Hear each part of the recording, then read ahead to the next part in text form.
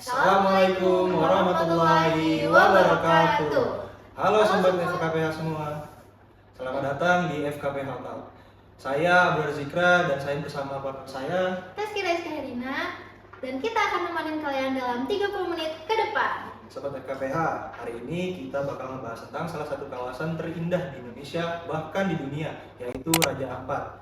Tempat yang sering disebut sebagai The Last Paradise on Earth. Tetapi ironisnya surga ini sedang berada di ambang kehancuran Karena aktivitas pertambangan nikel yang telah berjalan selama puluhan tahun.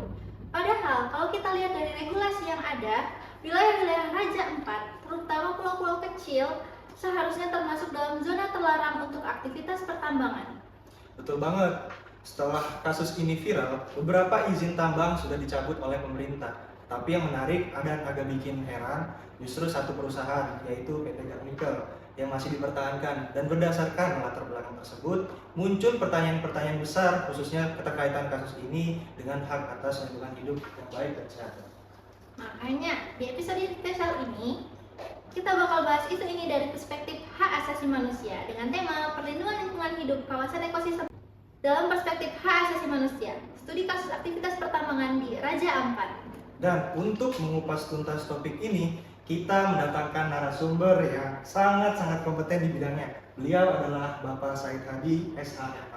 Beliau merupakan dosen di Fakultas Hukum Universitas Islam Indonesia dan masih menjadi peneliti di Pusat Studi Hak Asasi Manusia Universitas Islam Indonesia. Selamat datang, Pak Said. Gimana kabarnya, Pak? Halo Mas, halo Mbak. Selamat siang. Makasih sudah diundang untuk bicara tentang isu ini. Senang banget bisa dapat berkesempatan ngobrol langsung hari ini, Pak. Terima kasih telah meluangkan waktu untuk hadir di FKPH Talk. Terima kasih, Pak. Baik, Pak. Kita langsung aja ya, Pak, masuk ke pembahasan utamanya. Karena isu ini memang sangat kompleks dan butuh banyak penjelasan dari perspektif hukum dan HAM. Jadi kami ingin mulai dari dasarnya terlebih dahulu, Pak, supaya pendengar kita juga bisa paham dan sangat memahami lah konteksnya dengan sangat baik. Iya, jadi kita mulai dari pertanyaan pertama, Pak. Ini penting banget nih untuk membingkai diskusi kita hari ini. Nah, di pertanyaan pertama, sebenarnya apa sih, Pak, yang dimaksud dengan hak atas lingkungan hidup yang baik dan sehat? Oke, makasih. Ini pertanyaan yang bagus ya, saya kira, tentang apa sih yang dimaksud dengan hak atas lingkungan hidup yang baik dan sehat. Kalau kita bicara tentang definisi dari hak atas lingkungan hidup, sebenarnya kalau kita searching di berbagai instrumen hukum itu, kita akan menemukan lebih dari satu definisi sebenarnya tentang apa yang dimaksud sebagai hak atas lingkungan hidup itu. Tapi paling tidak itu ada dua dimensinya. Satu disebut sebagai dimensi prosedural dalam hak atas lingkungan hidup. Apa yang dimaksud dengan dimensi prosedural itu nanti bicara tentang akses terhadap informasi tentang lingkungan hidup. Itu bicara tentang partisipasi publik untuk setiap tindakan, kegiatan, aktivitas, kebijakan apapun itu yang berkaitan dengan lingkungan hidup. Juga berkaitan dengan akses pada keadilan kalau misalnya lingkungan hidup itu dilanggar, termasuk nanti bicara tentang bagaimana aspek pemulihan kalau misalnya ada satu pelanggaran lingkungan hidup atau pelanggaran hak atas lingkungan hidup. Nah, itu yang pertama. Yang kedua, ada yang disebut sebagai dimensi substantifnya dari hak atas lingkungan hidup. Nah, apa yang dimaksud substantif ini merujuk ke semua elemen lingkungan hidup dan kaitannya dengan bagaimana agar setiap elemen itu berada dalam kualitas terbaiknya. Elemen lingkungan hidup kan banyak banget tuh kalau kita pelajari, ada yang living things atau sesuatu yang hidup, kayak misalnya hewan, tumbuhan, bahkan bakteri, jamur dan macam-macam. Tapi juga ada yang non living things, misalnya kayak air, soil. Terus kita bicara mineral, nah itu kan yang tidak hidup kan. Nah, dimensi substantif dari hak atas lingkungan hidup itu bicara tentang gimana caranya agar semua yang menjadi substansi lingkungan hidup ini tetap berada dalam kualitas terbaiknya. Nah, itu dua itu menjadi definisi yang belakangan banyak diterima oleh komunitas internasional, terutama tentang hak atas lingkungan hidup itu. Menarik sekali ya, Pak. Jadi ya bisa dibilang ya, hak atas lingkungan hidup itu bukan sekedar isu ekologis lagi, tetapi sudah menjadi menyentuh ranah fundamental suatu HAM gitu ya. Iya, betul. Walaupun poin Abror sangat menarik ya.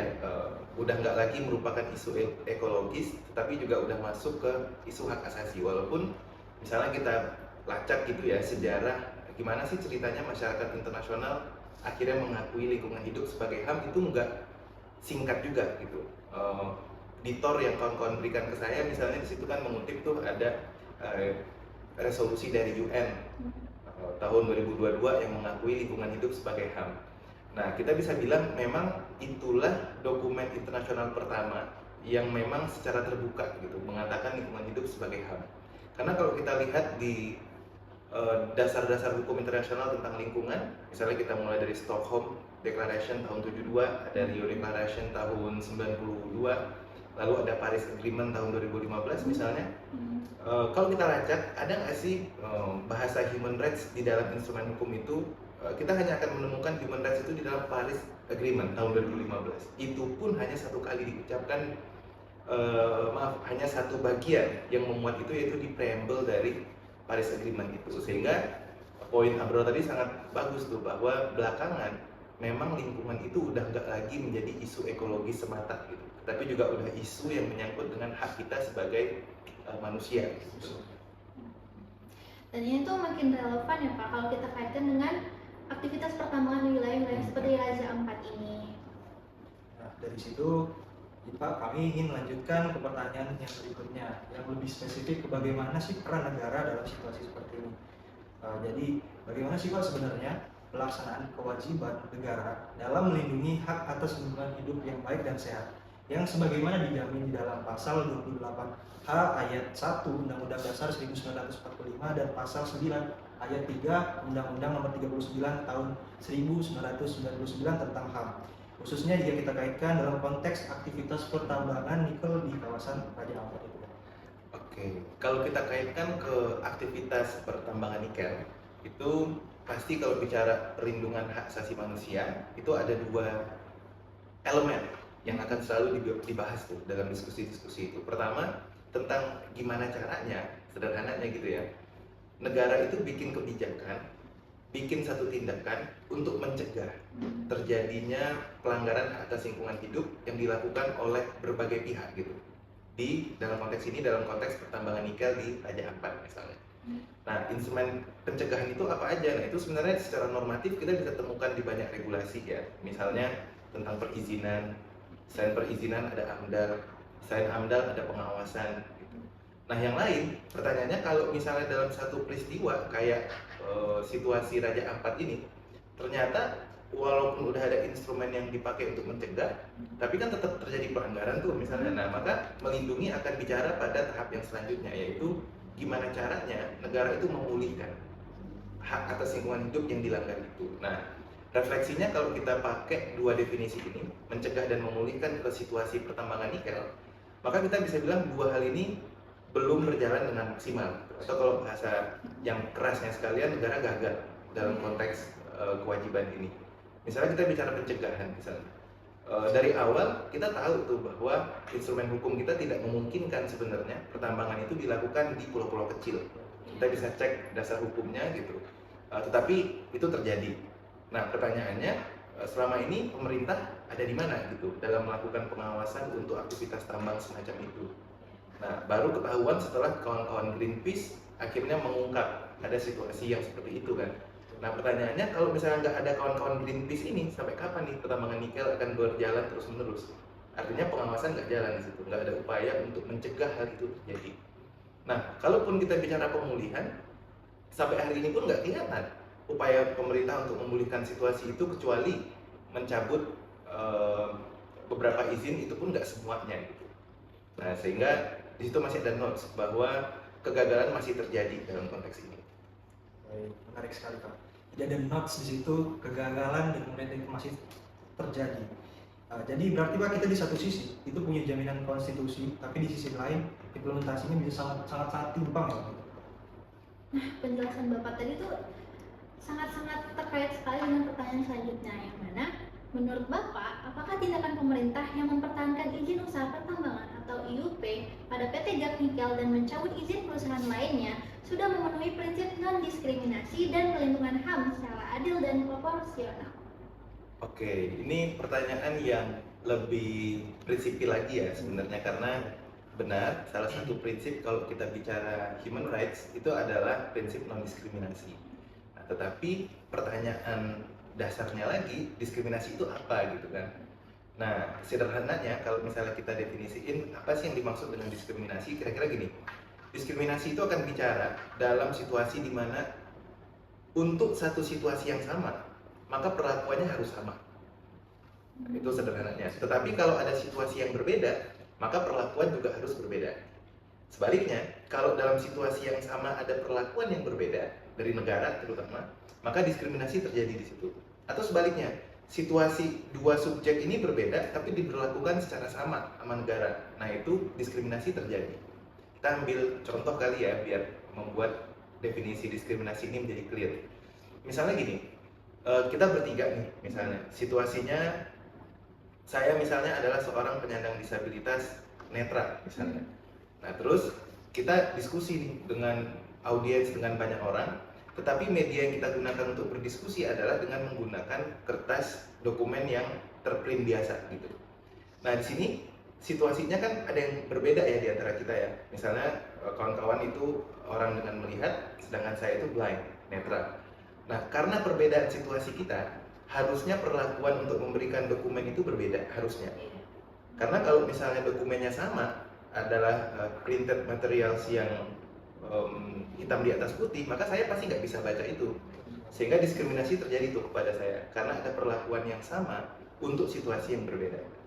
Tapi kalau sebaliknya, kita semua misalnya orang melihat misalnya, atau misalnya kita semua netra gitu, lebih enak kita semua membayangkan kita ini orang netra. Terus saya dikasih braille, sedangkan kawan-kawan nggak dikasih braille. Nah, untuk membaca satu informasi misalnya, situasi kita sama nih, tapi kita diperlakukan dengan fasilitas yang berbeda. Saya dikasih dokumen dengan huruf braille, kawan-kawan enggak. Nah, otomatis di situ diskriminasi karena ada persamaan keadaan diperlakukan secara berbeda. Nah, dalam konteks nikel ini kita bisa melihat di antara 5 pulau gitu ya, atau 5 perusahaan yang beraktivitas di sana, sebenarnya kan situasi yang sama bisa kita temukan paling tidak di 4 pulau ya, atau 4 perusahaan gitu, di mana GAK salah satunya. Memang yang satu ini masih beberapa dokumen masih mengatakan dia bukan tidak termasuk sebagai pulau kecil, walaupun ada yang bilang itu tetap pulau kecil. Tetapi dari 4 yang lainnya itu clear, itu adalah pulau-pulau kecil yang sebenarnya nggak boleh ada pertambangan di situ. Nah, tetapi GAK diperlakukan secara berbeda di sini. Dokumen hukum clear mengatakan kalau misalnya daerah itu termasuk pulau kecil, dilarang ada aktivitas pertambangan. Nah, di antara pulau-pulau ini kebetulan sebagian besar atau semuanya itu masuk ke dalam definisi pulau-pulau kecil itu. Harusnya kalau 4 izin yang lain dicabut karena itu ada di pulau kecil, seberapa benar pun kira-kira si GAK ini beraktivitas, maka tetap dia harus dicabut juga. Kenapa? Karena dasarnya semua adalah pulau kecil. Nah, sementara GAK nggak dicabut tuh dokumen izinnya gitu. Sehingga dengan definisi kita bahwa dalam situasi yang sama harusnya perlakuannya sama, maka GAK di sini diperlakukan secara berbeda. Nah, sehingga dengan realitas itu dan dengan definisi yang kita kembangkan sebelumnya, kita bisa bilang tuh di sini ada diskriminasi nih sebenarnya, terutama untuk si GAK ini. Mungkin karena pemilik sahamnya PT Antam kali ya, dan PT Antam itu dimiliki oleh Mind ID ya kan, sebagai holdingsnya. Nah, mungkin karena ada kepentingan pemerintah juga di balik itu, makanya GAK nggak dicabut tuh izinnya, gitu. Nah, jadi ini semakin memperlihatkan ya bahwa aspek keadilan di dalam HAM itu nggak bisa cuma dilihat dari output kebijakannya, tapi juga dari proses dan konsistensinya. Ya, betul. Nah, Pak, kalau kita bicara soal tambang, dampaknya kan nggak hanya akan dirasakan sekarang. Kerusakan ekologis akibat eksploitasi sumber daya itu seringkali bersifat jangka panjang, bahkan mungkin bersifat irreversible, Pak, tidak dapat dipulihkan. Dan itu berarti ada hak yang hilang. Bukan cuma untuk kita, tetapi juga untuk generasi berikutnya, Pak. Nah, di pertanyaan selanjutnya, menurut Bapak, sejauh mana negara telah menjalankan kewajibannya untuk mencegah dan mengatasi dampak negatif pertambangan yang bersifat irreversible terhadap hak generasi mendatang, terutama jika kita kaitkan dengan prinsip keadilan antar generasi dalam HAM? Oke, ini pertanyaan juga bagus ya saya kira untuk bicara tentang hak atas lingkungan hidup dalam konteks hak antar atau intragenerasi gitu ya. Memang dulu gitu ya sebelum hak atas lingkungan hidup ini diakui sebagai hak asasi manusia, memang salah satu challenge dalam mengadvokasi hak atas lingkungan hidup adalah banyak banget akhirnya klaim itu gagal karena dalam upaya memenuhi hak generasi di masa yang akan datang tuh dulu awal-awal sebelum 2022 itu gitu. Nah makanya pertanyaan tentang intergenerasi ini sangat menarik menurut saya gitu. Nah gimana nih realisasinya dalam konteks pertambangan nikel ini gitu. Kita bisa ambil studi misalnya dengan report yang diberikan oleh kawan-kawan Greenpeace misalnya. Di situ kan clear ya. Mereka mendapatkan data misalnya di mana masyarakat adat atau masyarakat lokal atau masyarakat asli di Raja Ampat itu mengeluhkan gitu dan mengekspresikan kekhawatiran mereka bahwa selama ini mereka udah berupaya nih untuk membangun semacam sistem dan ekosistem untuk memastikan lingkungan di Raja Ampat itu di tempat mereka tinggal itu tetap lestari gitu. Dengan semangat bahwa lingkungan ini adalah warisan dari orang-orang terdahulu mereka untuk mereka gitu, sehingga mereka punya semangat untuk melakukan upaya perlindungan lingkungan yang sama agar generasi di masa depan kata mereka bisa mendapatkan fasilitas dan kenikmatan ekologis yang sama dengan yang mereka rasakan hari ini. Tetapi dengan adanya pemberian izin untuk tambang nikel, memberikan keleluasaan bagi perusahaan untuk menambang mineral kritis yang ada di Raja Ampat itu, kita bisa membaca data seberapa buruk sih sebenarnya tambang merusak lingkungan gitu. Nah itu banyak banget report yang kawan-kawan dan pendengar itu misalnya baca gitu. Nah salah satunya misalnya yang diberikan oleh kawan-kawan Jatam misalnya, yang diberikan juga Greenpeace sendiri punya kajian tentang itu, dan memang disimpulkan bahwa tambang itu sebenarnya pasti berdampak buruk pada lingkungan, itu pasti. Makanya konsep dari kegiatan usaha pertambangan itu ada reklamasi dan pasca tambang kan, setelah misalnya izin usaha itu habis. Nah, disitulah kewajiban bagi pelaku usaha untuk memperbaiki kerusakan ekologisnya, memperbaiki kerusakan sosialnya, walaupun data dari kawan-kawan Jatam menunjukkan upaya reklamasi dan pasca tambang itu nggak berjalan smooth juga ternyata. Banyak praktik di mana kegiatan usaha tambangnya selesai, kerusakan lingkungan ditinggal gitu aja, masalah sosial di masyarakatnya ditinggal gitu aja gitu. Nah sehingga kembali ke pertanyaan yang tadi, kita bisa bilang sebenarnya kerangka hukum kita sebenarnya belum berpihak pada keadilan antar generasi itu dengan mengizinkan pertambangan, dengan membiarkan pertambangan ini berkembang tanpa ada batas dan arah kira-kira gitu, tanpa pengawasan yang ketat, tanpa upaya pemulihan yang benar-benar diawasi secara maksimal. Nah, sehingga kalau misalnya kita ambil ke data yang didapatkan oleh teman-teman Greenpeace tadi, maka ada kemungkinan generasi di masa depan masyarakat lokal di Raja Ampat itu akan terancam dengan kehadiran tambang itu gitu. Mungkin hari ini misalnya si bapak-bapaknya yang hidup hari ini di sana itu bisa melihat misalnya ribuan ikan, bisa mendapatkan sekian kilo ikan per hari misalnya atau per minggu. Nah, tetapi bisa jadi di 10-20 tahun yang akan datang karena ada aktivitas tambang, ada setiap hujan pasti material bekas tambang itu akan larut ke air dan itu akan membuat ikan-ikan akhirnya pergi, kita bayangkan gitu ya. Semua ekosistem yang tadi dibilang Abrol sebagai surga terakhir itu akhirnya rusak. Nah, akhirnya kan 10 tahun, 20 tahun yang akan datang generasi baru dari komunitas yang ada di situ kan akhirnya nggak merasakan kualitas lingkungan yang sama. Nah, karena itu kita bisa membuat sebuah kesimpulan yang agak cepat gitu bahwa kerangka regulasi kita tentang pertambangan sebenarnya belum cukup berpihak untuk memastikan keadilan antar generasi itu terjadi.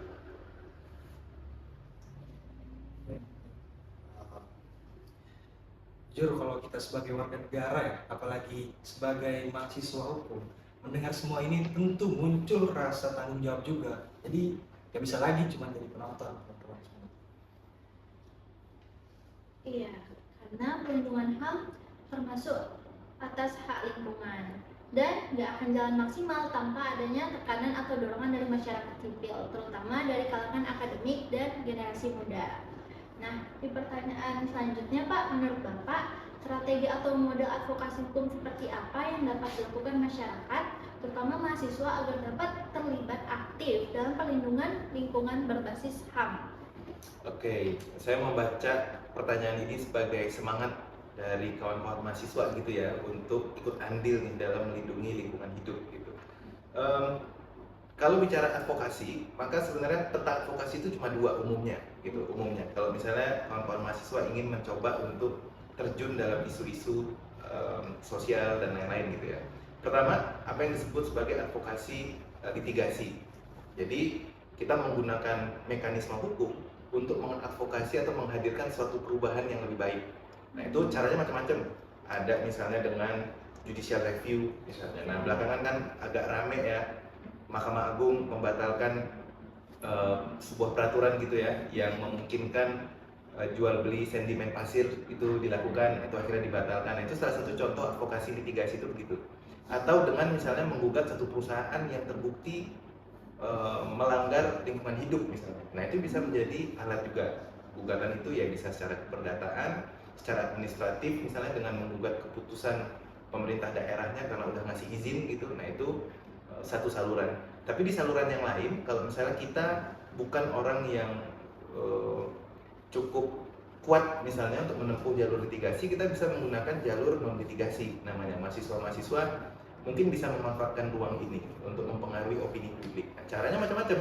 Bisa misalnya dengan cara kampanye, bisa dengan cara riset, bisa dengan cara publikasi, termasuk apa yang kita lakukan hari ini nih. Nah ini kan sebenarnya berpendapat adalah salah satu cara untuk melawan dan mengubah keadaan ya sebenarnya. Nah sehingga untuk kawan-kawan mahasiswa di Fakultas Hukum atau mahasiswa apapun jurusannya gitu, maka jalur non litigasi ini bisa dimaksimalkan. Kampanyenya, risetnya, publikasinya, podcastnya dibanyakin lagi. Dan satu ya yang perlu diperhatikan yang menurut saya agak penting adalah kesadaran tentang relevansi dari upaya kita itu. Relevansi itu maksudnya kita mewakili suara siapa nih dalam berbicara, dalam berpendapat, dalam riset, dalam publikasi. Nah, kalau memang kita berpihaknya pada mereka yang lemah, maka wakililah suara mereka lewat saluran yang kita punya itu gitu. Nah sehingga nanti pendapat kita akhirnya relevan. Nah itu pendapat saya tentang apa sih yang mahasiswa hukum bisa lakukan. Baik. Terima kasih kepada Pak Said tadi yang sudah memberikan begitu banyak insight, dan saya pribadi juga semakin paham bahwa pelindungan lingkungan itu juga merupakan bagian dari hak dasar manusia, dan beserta cara-cara apa sih upaya yang bisa dapat dilakukan oleh mahasiswa-mahasiswa hukum. Dan juga kita tahu lah bahwasanya kerangka hukum itu tidak berpihak kepada prinsip-prinsipal yang sudah kita tanyakan di atas, seperti keadilan antar generasi dan juga prinsip non diskriminasi. Betul banget. Jadi ini bukan sekedar isu alam atau kehutanan, tapi menyangkut kehidupan masyarakat, martabat dan keadilan lintas generasi. Baik, sebelum kita tutup, boleh dong Pak dikasih semacam pesan atau closing statement nih buat sobat-sobat FKPH yang sedang menyaksikan. Closing statement untuk kawan-kawan FKPH, saya berpikir dulu ya. Mungkin singkat aja gitu, bahwa isu hak atas lingkungan hidup itu bukan isu individual aja, tapi juga merupakan isu kolektif atau isu bersama, bahkan hari ini diposisikan sebagai isu global. Nah, penekanan bahwa isu hak atas lingkungan hidup ini berada di level individual, kolektif, atau komunal gitu, dan global, menunjukkan sebenarnya apa yang hari ini terjadi di Raja Ampat sebenarnya juga merupakan isu kita yang ada di Jogja. Apa yang terjadi hari ini misalnya di Brazil, di tempat-tempat lain, itu juga merupakan isu yang harusnya kita rasakan di Indonesia gitu. Karena lingkungan itu bukan sesuatu yang bisa kita pisah-pisahkan. Ini kan masalahnya orang Raja Ampat, ya udah biarin itu menjadi isunya Raja Ampat deh gitu. Nah, ini kan isunya orang Afrika misalnya, biarin ini menjadi urusan orang Afrika deh gitu. Kita nggak usah, kita diem aja gitu. Nah itu dalam konteks lingkungan dan isu-isu sosial lain harus digeser. Kenapa? Karena ketika ada satu ketidakadilan lingkungan terjadi, ada pelanggaran hak atas lingkungan terjadi, setiap orang itu berpotensi untuk menjadi korban. Misalnya karena ada pelanggaran lingkungan hari ini, suhu bumi meningkat ya, climate change menjadi nggak jelas gitu. Coba aja kita di ruangan yang kecil gitu, terus ber-AC, kita matiin aja tuh AC. Berapa lama kita tahan ada di ruangan itu coba. Nah bayangkan kalau kita nggak punya fasilitas AC itu, atau kita nggak punya listrik untuk menyalakan AC, walaupun punya AC. Nah akhirnya kita merasa gelisah kan, nggak nyaman kan hari ini dengan situasi begitu. Nah artinya setiap orang dalam situasi yang berubah-ubah dan dalam situasi yang pasti bisa menjadi korban kalau ada pelanggaran hak atas lingkungan hidup terjadi dimanapun. Sehingga pesan saya untuk setiap orang adalah mari kita bicara tentang environmental ethics, mari kita bicara tentang lingkungan dengan bahasa hak asasi manusia. Sebenarnya bukan untuk membela siapa-siapa kecuali diri kita sendiri dan masyarakat yang ada di dunia ini. Itu aja kalau dari saya. Keren banget, Pak. Oke. Baik, sobat FKPH, itu dia episode kita kali ini, dan semoga itu menambah wawasan dan bikin kita lebih peka dengan isu-isu lingkungan dan HAM.